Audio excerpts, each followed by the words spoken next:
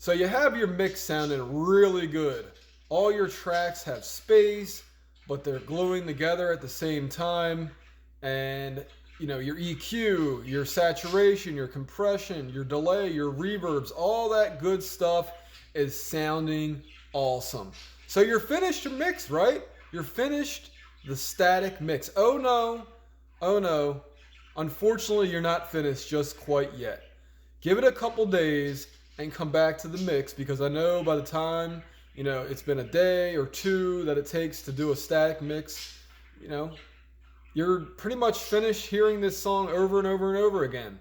No, come back to it. Give it a whole weekend. You know what I mean? Just give it a whole weekend. Come back to it. That's the beauty of the digital audio workstation. And now you're going to work on what I call the dynamic mix, where you add in the automation, the moving parts. Maybe you want to mute a section of audio that you didn't have muted before in the arrangement. Now, obviously, if you're mixing for somebody else, you have to ask and collaborate with the musician.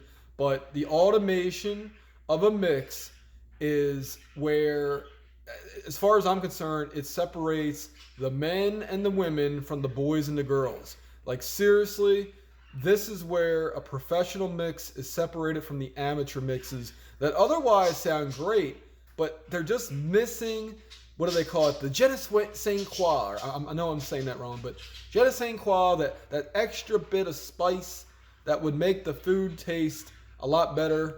And yeah, so it's called a mix for a reason. So you got to mix some things up and make your music sound like it's music and not just a straight line.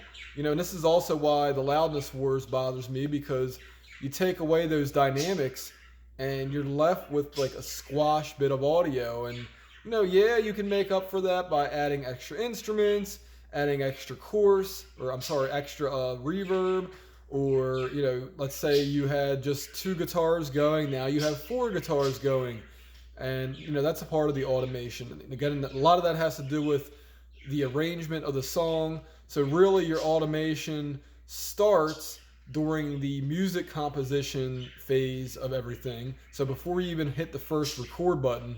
But without that mix automation, you may as well not even release your song. Seriously, that's how bad it is. So give this video a thumbs up if you agree. I'd like to hear your comments below. What are your some automation tricks you've done in past mixes? What are some automation tricks you hear in current songs? Maybe that's a video series I should work on. Let me know below if you want to see that, and I'll consider doing it. Thanks for watching.